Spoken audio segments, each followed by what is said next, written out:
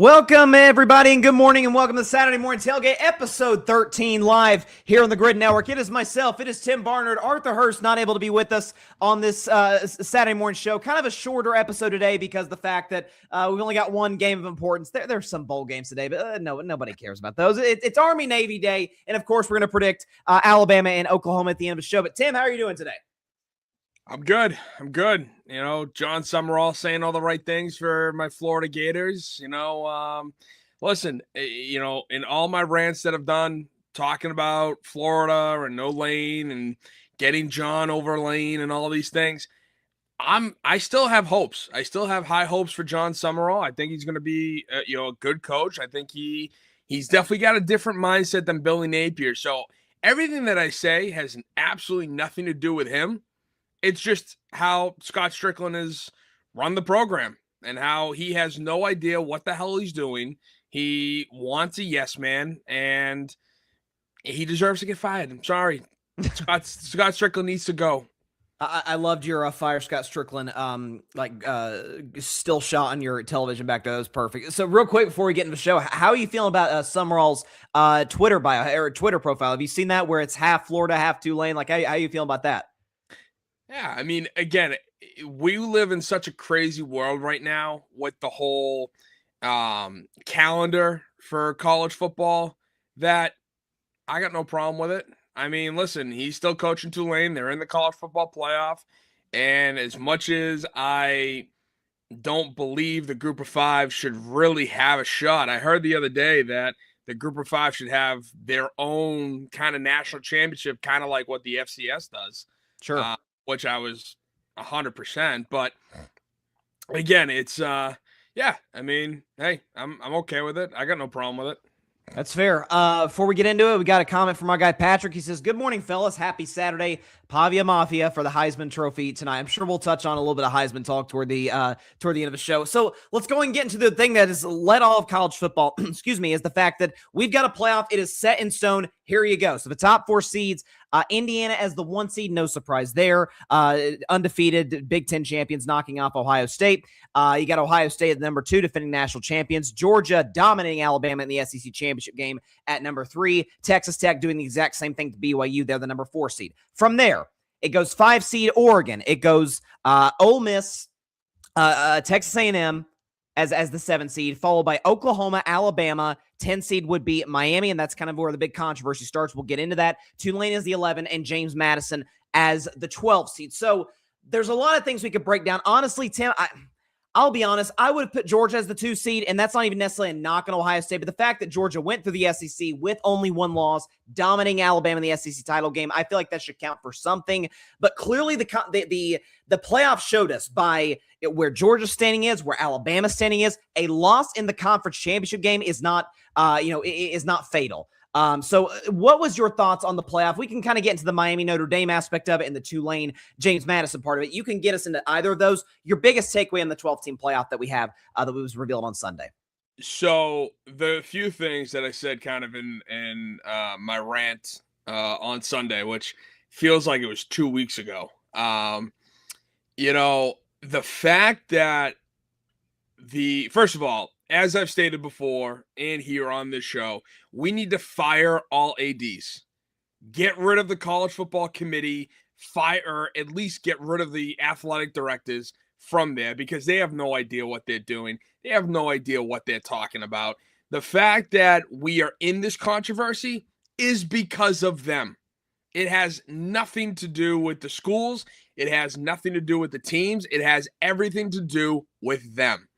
The fact that it all started with Miami being ranked 18 in the very first Tuesday show that they do, and Notre Dame being ranked 11 at the time, moving up to 9 and everything, it's, that's what bothers me.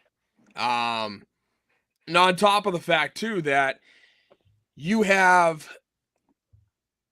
Ohio State, who lost in a heartbreaker, drop 1 spot, which is fine. I mean, at the end of the day, I think, I would have put them, I think, at 3, maybe 4, just because Tech won, in dominating fashion over BYU again.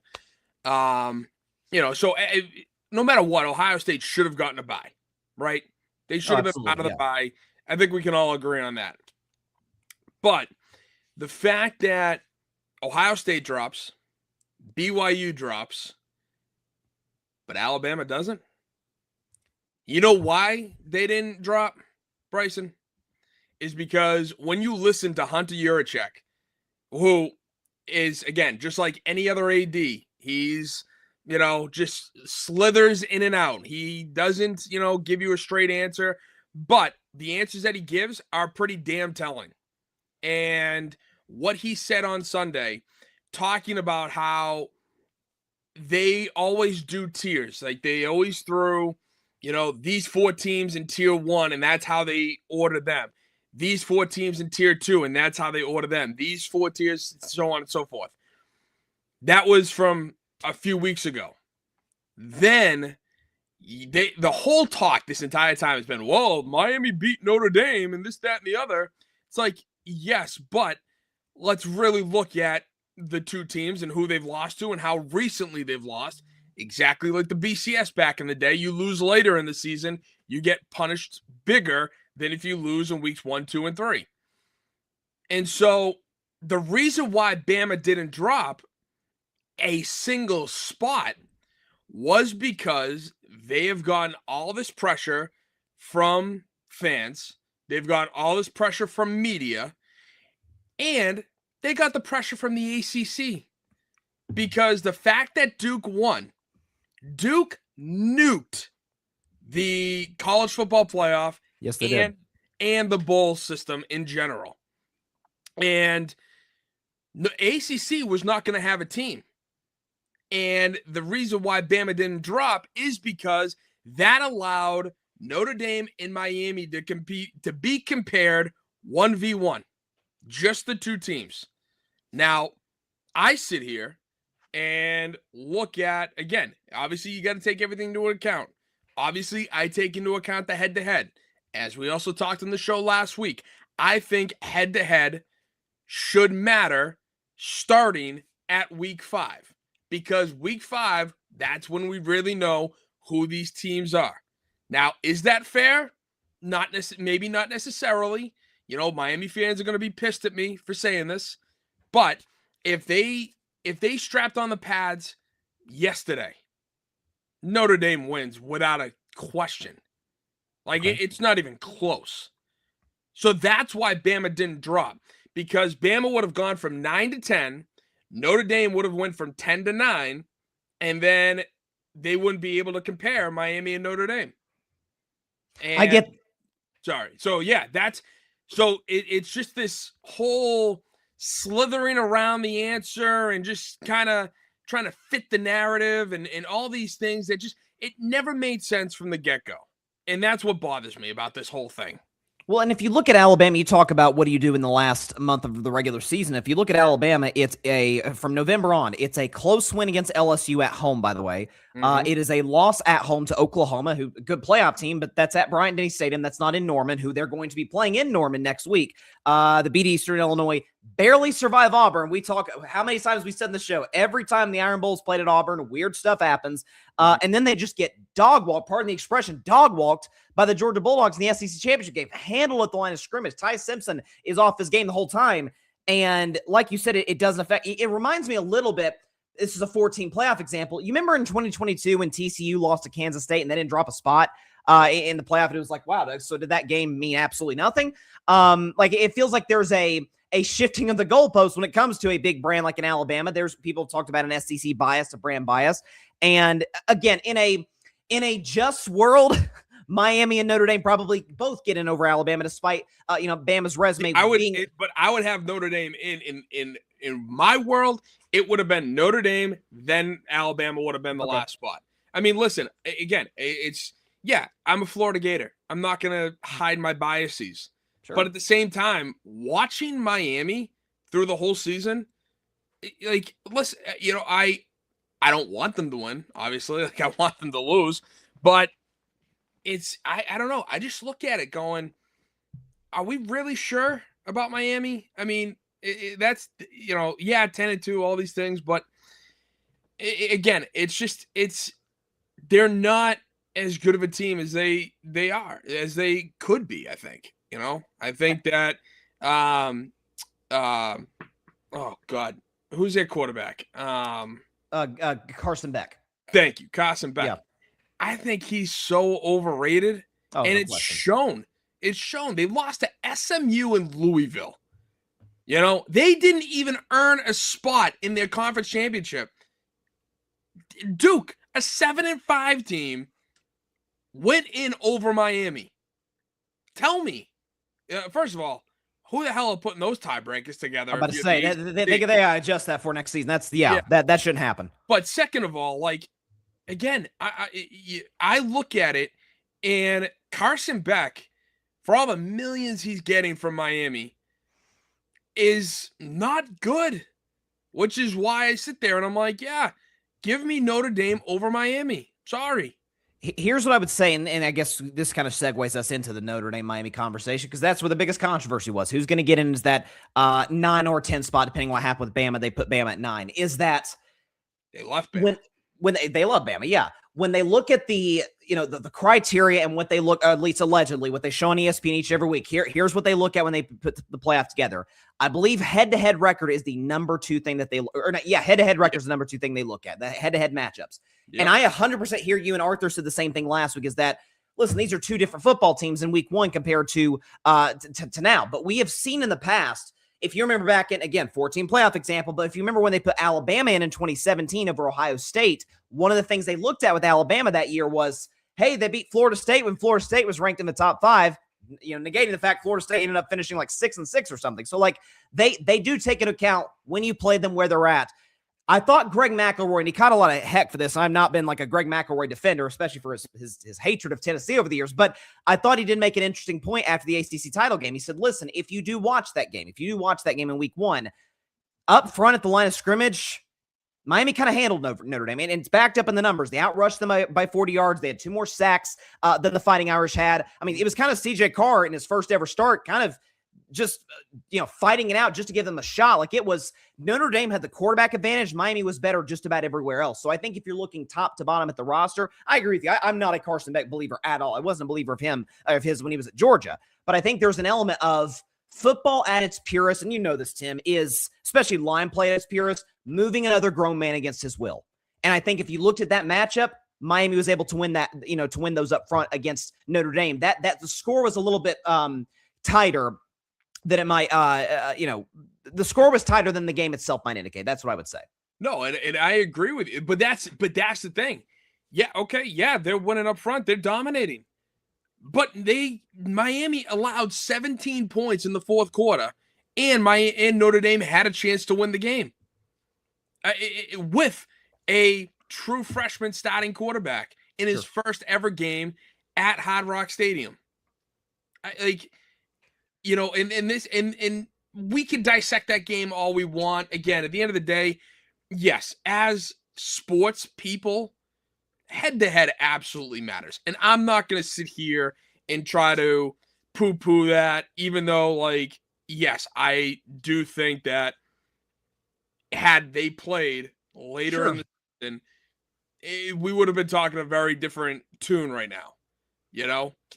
Notre Dame would have 1 more win and 1 less loss, in my opinion. I think that's how much Notre Dame has evolved over the years. But, with everything that happened, I truly believe that they got pressure from fans, media, and the ACC to sit there and not have Bama drop, because even if they followed everything that they did, dropping Ohio State 1 spot, dropping BYU 1 spot, which at the end of the day, I'm sorry, BYU shouldn't be in the college football playoff. If they drop Bama 1 spot, which would have had Notre Dame lap them, they would not be able to, by their terms, compare Notre Dame and Miami 1-1, which is what happened here. And that's why Bama's still at 9 and Miami leapfrogged them. Now, the problem is these Tuesday, if this was what they do in March Madness, where they have one selection Sunday, Yep. and that is it. Like, we don't know anything going on. Yeah, we see the AP polls. Yeah, we see the coaches polls, like, for the top 25. And there would not be this much outrage. But because Notre Dame was up here, Miami was down here because they just lost to Louisville in a humiliating fashion, that's what allowed the steady rise, because and people have said this before, and I agreed with it wholeheartedly, that they thought Miami was going to lose. They thought Miami was going to lose at least one more game. Notre Dame was going to win out, and they wouldn't be in this predicament.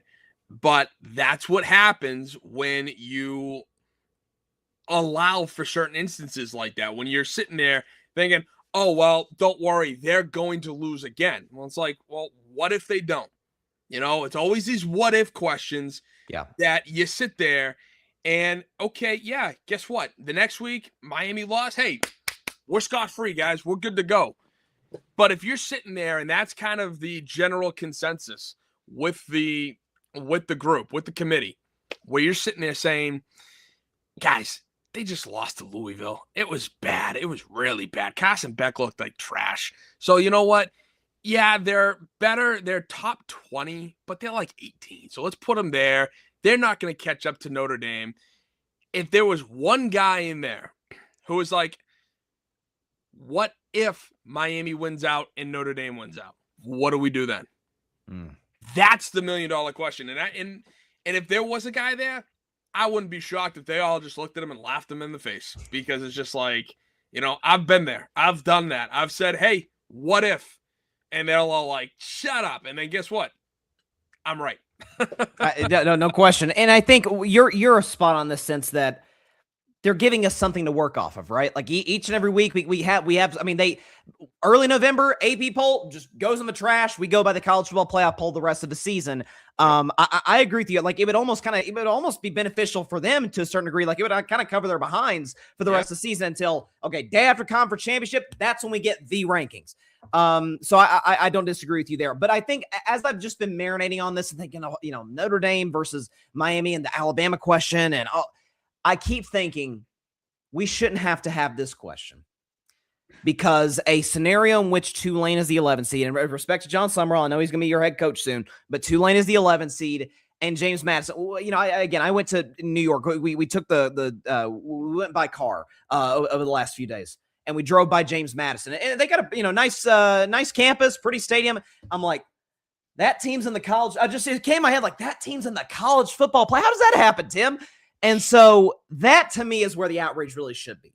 Is that my takeaway is, because Tulane played Ole Miss earlier season, obviously with Lane Kiffin, and they got absolutely hammered. James Madison going to Autzen to take on the Oregon Ducks. That game should be over at halftime, maybe before that.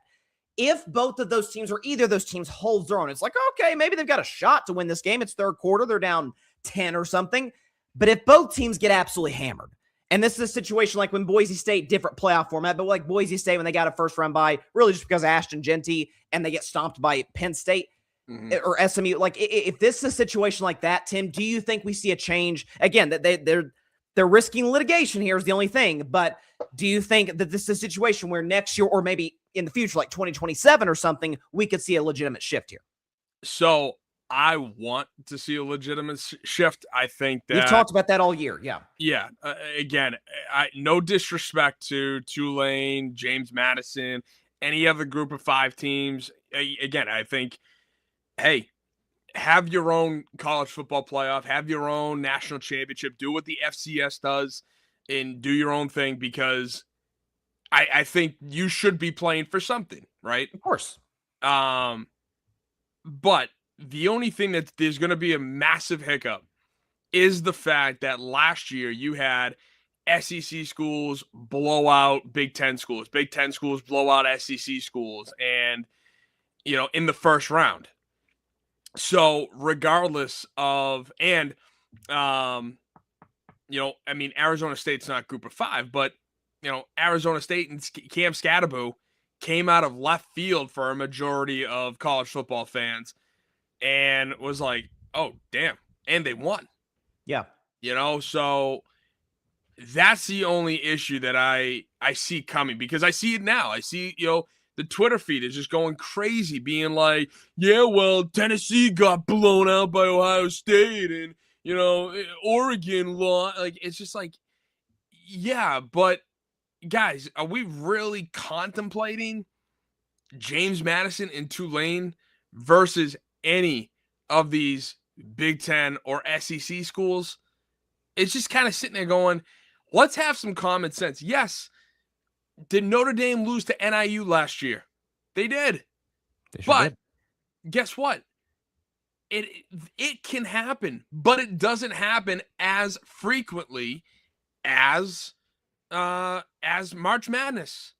When you see the random upsets, and some of those guys go on to the Sweet 16, and a couple have even made the Final Four.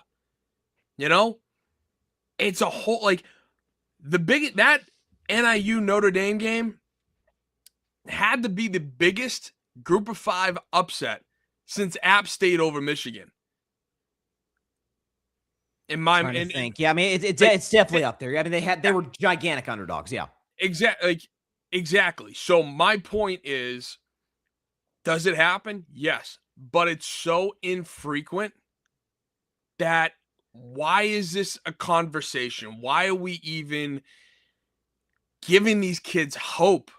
And I hate to say it like that, because it makes me sound elitist. And I don't mean it to be that way, but you just see the size. Like, I've been on the field staring at Florida Gators. I've been on the field staring at Georgia Bulldogs. They are standing 2 feet from me, shaking their hands. And and I'm looking at the size of them going, you're 3 times my size, but you're pure muscle. They're just bigger athletes. I mean, that's why football is different from basketball. They're just bigger athletes. That's what it is. Exactly. So that's why I sit here and I go, props to you, Tulane. Props to you, James Madison.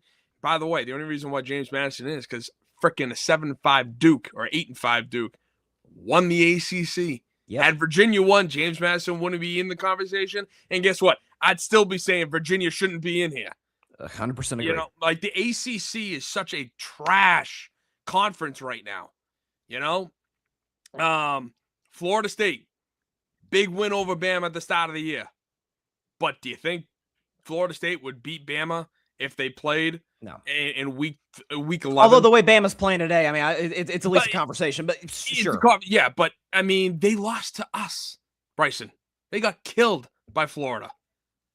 And that's why I look at it in Miami. Miami is, all over the place. Clemson, Dabo Swinney, ever since he started trashing the transfer portal and NIL, which I don't blame him for, to be honest with you, but ever since he started doing that, their program is, down in the dumps. You had Virginia and Duke as your football representatives in the ACC. This is a basketball school. Those are basketball schools in a basketball conference. I'm sorry. This is ridiculous that we're even entertaining this, which is why I'm all in favor of making this a priority SEC Big Ten, with the exception of maybe that one Big 12 school or that one ACC school, but they really got to play out of their shoes in order to get in the conference or get into the college football playoff if they do adopt what I want. Sure. I mean, we hear this all the time, what radicalized you? And Saturday night, when it was brought up for 90 seconds, well, could Duke get, I'm like, okay, now this is a broken system. If this is even a conversation of an 8-5 Duke team's going to get in, we gotta change how we think about this. And so I feel like in many ways we were robbed of so it would have been, Bama, Miami and Notre Dame. I feel like we were robbed of a BYU versus Vanderbilt versus Texas. Like that would have been a fun kind of conversation to have. I think it would have been like based on the rankings. It would have been BYU. Should have been in, but I would not have had a problem with that at all. I would have put Vanderbilt in over BYU, but like that would have been a much more of a okay. Even if you didn't get in, they put the 12 best teams in. You weren't featured. That's kind of on you to a certain degree because there's no pre-qualifying conference championships, things of that nature. No group of 5 component to it. So again, I feel like we were kind of robbed of a hey, Vanderbilt going to Oregon, Notre Dame going to who they've been. Oklahoma. I guess Ole Miss. No, I think it would have been Ole Miss because Ole Miss the 6th. Like those would have been some fun matchups. And I feel like we have 2 games in the first round that are just almost like foregone conclusions. And that's something that college football's had a problem with for years. Like that's kind of the whole point of conference realignment, of a 12-team playoff, of the fact that the transfer portal and NIL has kind of leveled the playing field to a certain degree. Is previously, man, you had about 5 or 6 games a year that you had to get to your TV and watch. Now you got one every week or so. But this is why when the college football playoff was designed and thrown out there, my gut reaction. So this is back when it first started, which was the 4-team playoff. Yeah. I said, first of all, it should be an 8-team playoff. I immediately jumped to 8. And this is back when the Pac-12 meant something. Right. The Big 12 meant something. The ACC still had a couple, if not at least one dominant team. SEC and Big 10. That's 5. I said the 5 teams who win their conference, which 9 times out of 10 would have been the best of the best, should get the 1 through 5 spots, kind of similar to the NFL where you win your division, doesn't matter the record, bam, you get the spot. Then Notre Dame, if they lose 2 games or less, they get 5 through 8, no matter what. Say what you want, but Notre Dame gets in, but they can only get in as a 5 through 8 spot, and then the other 2 are obviously the best. But now it's just been the whole fact that it's like, oh, well, we need the 5 conference champions who are the highest ranked allows for the group of 5 to have a shot because Pac-12 is gone. And I know they're bringing it back, but it's not going to be the same. Let's be honest. Not until they get USC, UCLA, Oregon, and Washington back. But that's the Pac-12. And then ACC, I'm sorry, it's a trash conference right now. I keep saying it, but you have how many teams in the SEC that won 9 to 10 games this year?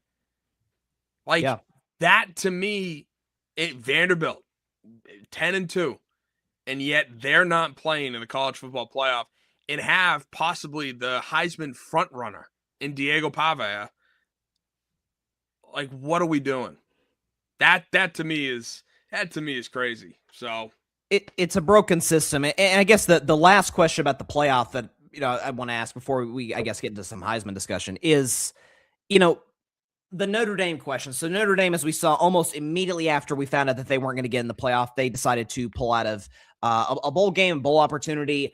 And Marcus Freeman's caught some crap. Their athletic director's caught some crap. My takeaway is I hope, and it's not going to come immediately, obviously, because everybody's schedules come out for 2026. Join a conference. I mean, it's just them and UConn at this point. BYU joined a conference. Some of these other independent schools joined a conference. Like it's 2020. Well, going into 2026 now, the game has changed. The sport has changed, whether you like it or not. Like it serves your benefit to join a conference. That preferably if you join the Big Ten, which we feels like would be the most likely destination because you'd be playing the Ohio States, Oregons. If Michigan's able to get their act together on and off the field, Michigan, all of these, powerhouse. Indiana, obviously. How could I forget them? The defending champions. You'd be playing some of these big schools over and over, USC over and over and over, even though they play USC every year. Is that as opposed to, hey, kind of the mid tiers of each conference, of the Big 12, of the SEC and Big 10? What's kind of your thoughts on that, on the whole Notre Dame component of it? So what bothers me is I feel that people, college football fans, obviously, but they don't understand and they don't want to understand the Notre Dame dilemma. Okay. Notre Dame is a symbol in and of itself. You go across the world and you show that ND, everybody's going to know what that is. It's a brand in and of itself. I guarantee you, every single athletic director, every single university across this country would love to have Notre Dame's deal where they get paid a stupid amount of money by NBC and their games are on primetime every single week. They're the only school to be shown on NBC. It's just the nature of the beast. And you know what? I still to this day stand by Notre Dame not joining a conference. Because why? Why? Yes, it's not good. It doesn't benefit you, obviously, by not playing in your conference championship, but you're independent. You don't have one, obviously. But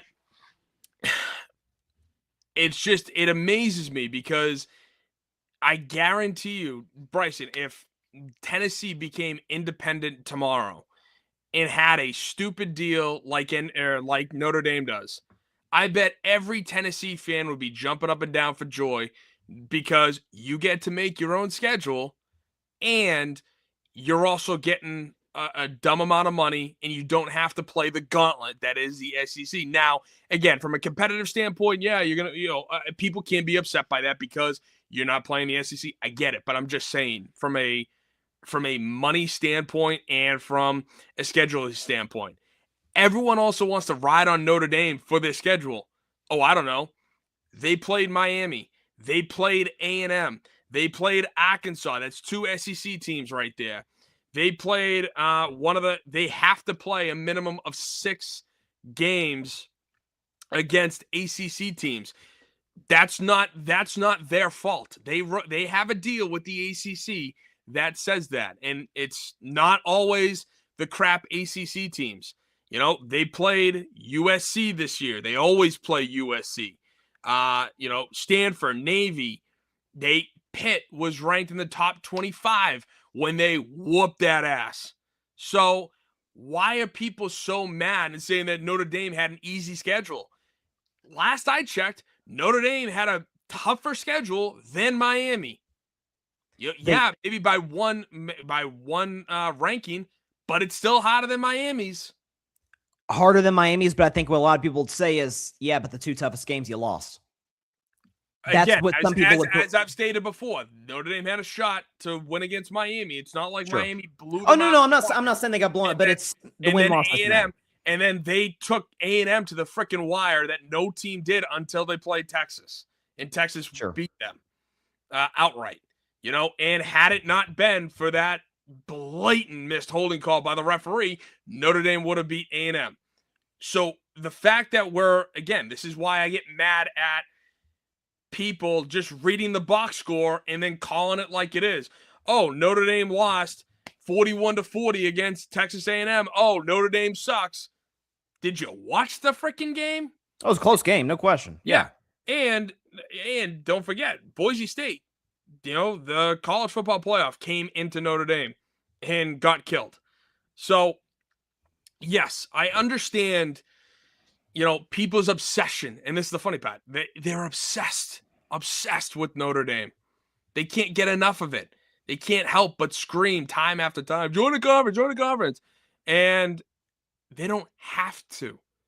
And the problem is so many people, after they declined that bowl invite, were so pissed, saying, oh, you're being a crybaby. You're being sore losers. 4 days later, a ton of ADs came out and were saying that they're going to freeze Notre Dame out. So tell me, who's being the crybabies now? Who being the sore losers now? You don't want to play the best team in the country, allegedly? Like, it's so dumb. College football is so petty and so dumb. It is. I just don't understand it. Where's the competitive spirit? Yeah, Notre Dame has an opt-in clause if they rank in the top 12. And now all you athletic directors are going to go whine and cry and be like, well, we're not going to play you. Like, get out of here. I think Screw what you. the case would, excuse me, what the case would be is if Notre Dame's going to get a special treatment, then, why should we have to create even more stipulations for them to have an opportunity to get in when they have, again, the things that go in their favor, they don't go in the favor of anybody else in the country, and then you opt out of a bowl game. Like, it's not. They win. They're not the only team that opts out of a bowl game. That's what I'm saying. No. Teams opt out of the bowl games all the time. No, that's not uncommon whatsoever. What I'm telling you is that if you have the NBC deal, as you mentioned, if you have the top 12 opt-in, which, again, other programs don't have, and it's kind of like, okay, we don't get in. Now we're just not even going to play football and rob our seniors of one last opportunity. It's not the best look. Hold on. Who's saying that they're robbing the seniors of one last opportunity? What if the seniors and the team went to Marcus Freeman, went to the athletic director, said, no, we're not playing? I doubt the seniors did that. Oh, come on. You don't want to play football one last time? What, in a meaningless friggin' Pop-Tart bowl? Come on. Man, who gives a damn about winning a Pop-Tart ring? You know as well as I do that players love to play. Players love to compete. They do. Unless they're also those guys might even opt out anyway. So who cares? They're gonna go to the NFL draft and all that. Not to mention this also thought just popped into my head. When we're talking about college football playoff, like it's college football playoff or bust. Yeah. Why then would I subject myself to more injury, to potential injury, to more this, that, and the other, to play in a meaningless bowl game? And that's where, yeah, you know what? People are calling out Freeman. People are calling out the AD. We don't know what the players said behind closed doors. Sure. They could have been the very ones that spearheaded this, because to them, it was college football playoff or bust, because they made it to the national championship game last year. You don't think that every single one of those players are thinking to themselves, we're going to go back there and win next year? So the fact that they didn't even get in, I mean, listen, I understand players love to play, and I love the competitiveness. I'm a very competitive person myself. But if my mindset is on the college football playoff getting in, we're 10-2, we should be in based on what the rankings were by the committee all year long up until the very last day for literally no reason. Then yeah, I would be like, no, this is ridiculous. I'm not going to play in some freaking Pop-Tart bowl for nothing, for a freaking ring I could probably eat, because it's made out of friggin' brown cinnamon sugar. Like, come on. No, it's a joke. Listen, I'm with you in the sense that if I was the commissioner of college football, I would get rid of every single bowl game other than the New Year's Six bowls for the college football. Like nobody cares about them. Guys pull out. I agree with you.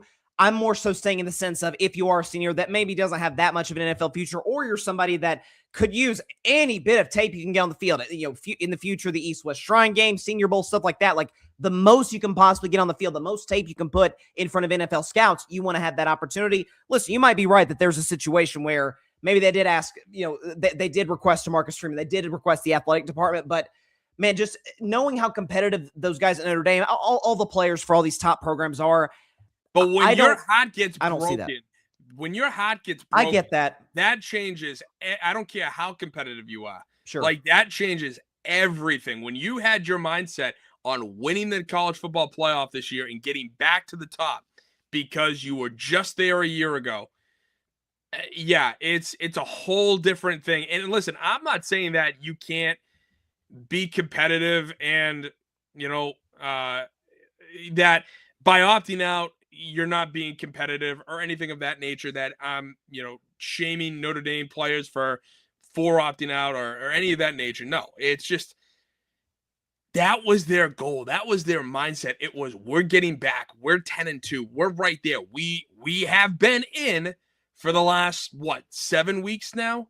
Mm-hmm. Since they've been doing this, Tuesday selection show. They have been in the college football playoff since the very beginning. And yet, they didn't play. Miami doesn't play. And now we got leapfrogged because of some week one matchup that was total nonsense. Like, come on. But if you remember, though, to use an example, I would argue a far more unjust, so to speak, situation. The first year where it's like, boy, we could have used a 12-team playoff, 2023, when it felt like 6 teams had an argument to be in the top 4, right? Where it was Michigan, Washington, Texas, and then Alabama was the 4 seed. And then it went, I think it went Georgia and then Florida State, or either which. Georgia, Florida State playing, I think it was the Orange Bowl, if I'm not mistaken. I think it was the Orange Bowl. And, Florida State was whining and moaning. That was the same year Jordan Travis got hurt. And no, I'm not talking about, no, but I'm not talking about Florida State, though. I'm talking about Georgia. Oh, Georgia could very well have the same case. Wait a second. We're the back-to-back defending national champions. We're number 1 ranked all season. And because we lose by field goal to Bama, we're out. Like, that would be their case. Wait, Texas didn't even get to the SEC championship game. And, okay, so we're just going to take it out on everybody. Florida State is going to be the victim here, and we're going to blow them out by 50, 60 points. Like, that was a program statement by Kirby Smart to say, and I think it was a message to future recruits. Hey, even if we don't get our way, we're still going to play our asses off for 60 minutes in whatever our next matchup is. I don't know if I don't say it's devastating to Notre Dame. It isn't the best look optically. Oh, of course not. I'm not going to, yeah, I agree with you. It doesn't look great the minute they opted out an hour after the college football playoff kept them out. I agree with you wholeheartedly. And I remember that, Georgia, beat down of Florida State.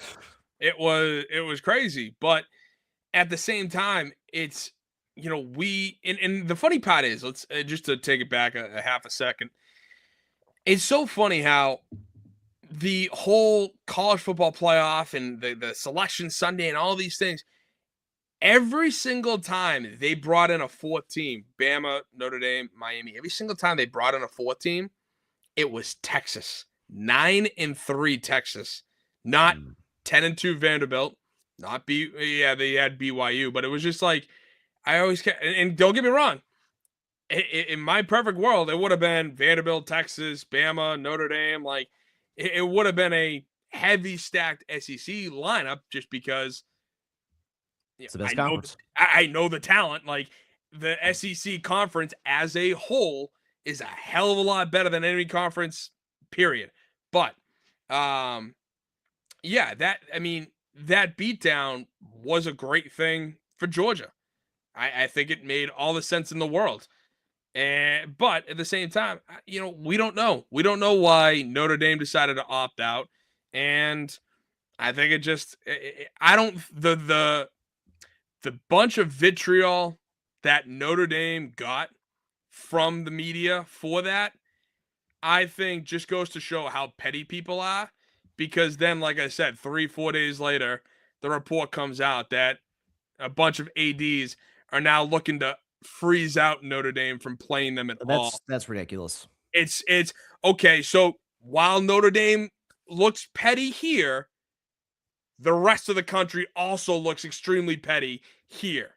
You're both sore losers. Get over it. No, nobody wins. Nobody wins.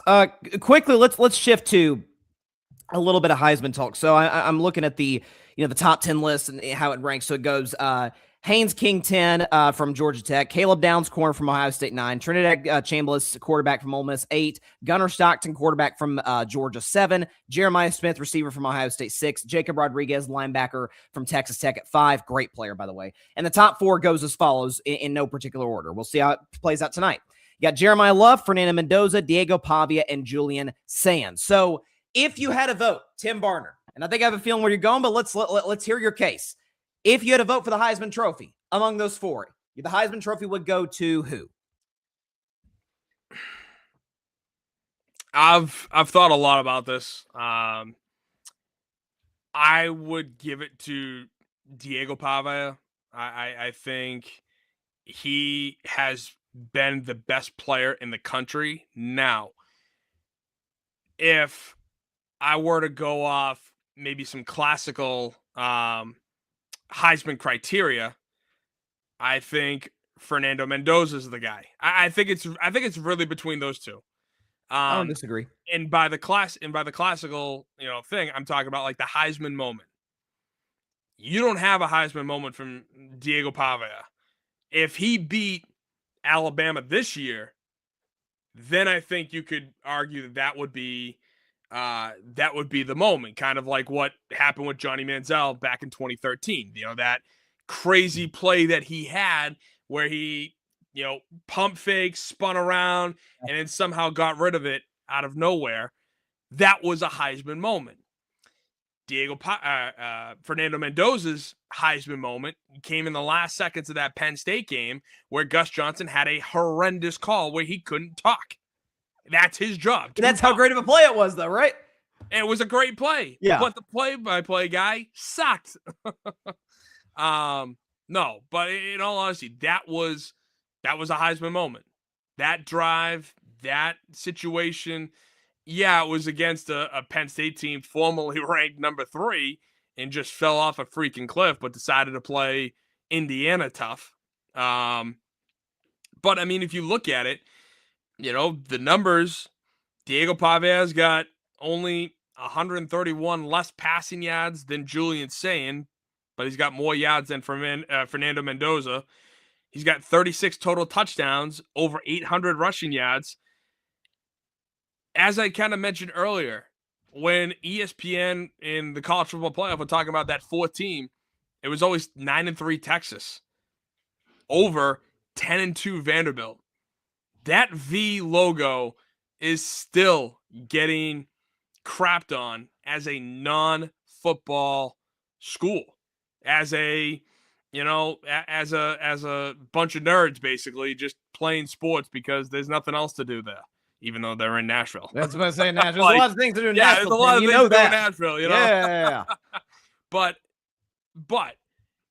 I think if we're gonna break the stigma of the logo, which is something that I've been trying to pride myself on through all my top 25s, just looking at the way these guys play and looking at how everything is going, regardless of the logo, then yeah, I think Diego Pavia should get the Heisman. That's fair. And again, if I had to vote, it would go as follows. It would go Julian Sayin 4, Jeremiah Love 3, Pavia 2, Fernando Mendoza 1. Yes, Vanderbilt fans, I'm giving your quarterback love after you guys absolutely just shellacked us at Neal Stadium. Vanderbilt runs the state. They don't run the state, but that's okay. Yes, Fernando Mendoza, though, listen, if I'm big on in professional sports when they do MVP, okay, I'm a stickler. I'm a stickler for taking the V very, very, very literally. It bothers me that the voters don't do that. So that's not necessarily the case in Heisman. Like in March Madness, they do the most outstanding player. Like I almost wish the NFL, NBA would do that as opposed to valuable, because to me those aren't necessarily the same player. It's not always the same guy. So for Fernando Mendoza, I think the case, as you said, it's pretty simple. 13-0 at freaking Indiana. This isn't a powerhouse Big Ten school like a Michigan and Ohio State and Oregon, a USC, a basketball school. Yeah, you think, when you think Hoosiers, you think of a freaking basketball movie. You don't think of football. And Kirsten Nettie deserves a ton of credit, by the way, for how quickly he's turned that program around. You can make a case he's a top 2 coach, maybe number 1 coach in college football. He's certainly up there.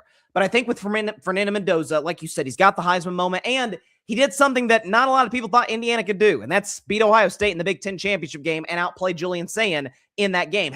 Again, the numbers I talked about after the game on Instagram, like the numbers aren't flashy. You're not going to blow you away, but some of those throws he was making, Tim, like that's number 1 overall pick type stuff. That's the kind of thing that a New Orleans Saints, a New York Jets, teams like that are like dying to have with the first pick. That voice squeak, though. I want to give the Gordon a gun. Like, whoa. No aura. Good look. No one said he had aura. Listen, Andrew Luck didn't have aura, right? Andrew Luck could play it. But no, it reminded me a little bit of the who's the guy that played for the Detroit Lions? The running back. Sanders? Who had what? Barry Sanders? No. I'm talking about a few years ago. When Detroit eliminated Green Bay from the playoffs at Lambeau, there was a running back. He plays for the Saints now. It's going to drive me crazy.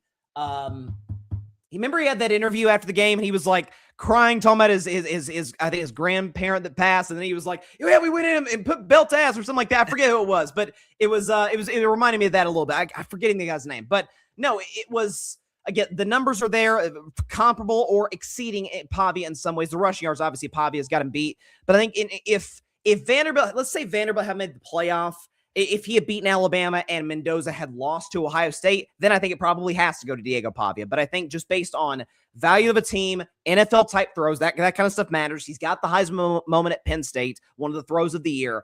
I would give it to Fernando Mendoza, but that's how I'd vote. And it's funny because you could almost argue that the two guys that it comes down to are notoriously not football schools. No. So it's like, oh, these two brought their programs out of dust, basically, and raised them up to 10-2, 13-0. That's tough. It's not going to be an easy decision. And I think personally, as long as it's those two, it makes sense either way. But that should be 1-2. I agree with you. It's who would have thought, like you hit the nail on the head.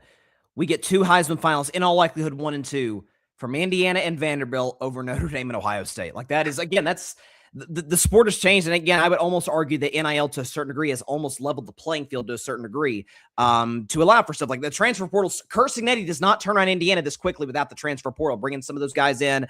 The recruiting's obviously skyrocketed, so we'll see how the Hoosiers progress from here. All right, again, we said this would be a shorter show. Let's go and get into picks. So let's start. We're actually going to go with the game that's going to be played next week as opposed to today, because I think it's fair we end with Army-Navy since it's such an iconic rivalry. So we've got the first playoff game next week, features two SEC teams who played about a month ago. The Oklahoma Sooners hosting the Alabama Crimson Tide. Bama on the road is a favorite, -1.5. Tim, who do you like in this first college football playoff matchup? Can't believe we've already gotten to this point in the season. Tell me about it. So I was going a lot of back and forth here. My dog. I hear it. Yeah. She's funny. She's got something to say about this. Who's she picking? Exactly. Yeah. So when I was looking this over, I was thinking to myself, okay, Bama just came off a humiliating loss to Georgia. They're obviously going to want to come out and play their asses off because, they've been kind of down most of the year and then just got their asses handed to them, but somehow snuck in. So they kind of have a fresh life, basically. Basically, Bama right now is when Tom Brady throws an interception, but it's defensive pass interference. So Tom Brady gets the ball back and then goes a touchdown. That's how it goes every time. But then I was thinking to myself, yeah, well, Bama's also looked like crap the last month and a half of the season. And this was kind of inevitable. So with that being the case, I took Oklahoma. Wow. Okay. So Tim's going with the Sooners. Arthur is not here, but he did send in his pick. He agrees with you. He's also going with Oklahoma. I went back and forth in this, and as much as we talked about this, I mean, this is not hindsight 2020. We said it the moment that it happened. The second that John Mateer decided to play that Red River rivalry game against Texas with the injured thumb, he has not looked the same the rest of the season. He's been good with his legs, but I mean, Oklahoma's having to barely survive LSU in the final week of the season. So it was, offense was struggling to get there. Their defense, on the other hand, is a different story. It's one of the best defenses in all of college football, and the way Bama's offense is kind of cratered as of late, the passing game hasn't been good. The running game has been non-existent. At home, I've got the Sooners winning this game. I got Oklahoma winning. So that would, let me see who they would play next week. Oklahoma would play Indiana. Oh, boy. That would be a fun matchup. I think that'd be my God, what would be the uniform situation would be horrendous. They're basically the same color. Yeah, that's true. In the Rose Bowl, though. So, the aesthetic of the Rose Bowl in Pasadena would at least help with that. Okay, finally, of course, it is as iconic a rivalry as we have in all of college football. Gives us, as we always should every single day, give mad love and respect to the incredible men and women that serve this great country. It is Army. It is Navy today. Who do you like in this matchup, Tim? I've been praising them all year long, and they should have been in their own conference championship over friggin' North Texas. Give me Navy. Okay, so he's got Navy. Arthur sent his pick in. He's also got Navy to win this game. As much as I wanted to be different, be like, hey, I'm going to take Army and just make it kind of interesting. I agree. Clean sweep. You've been on Navy. You had it in the top 25. I'd say top 20.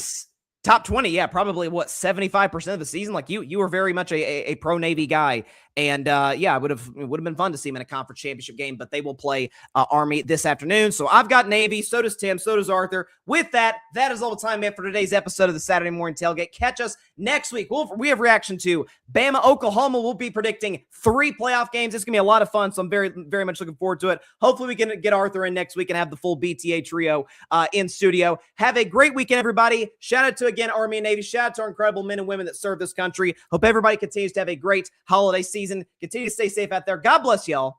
Peace out. God bless.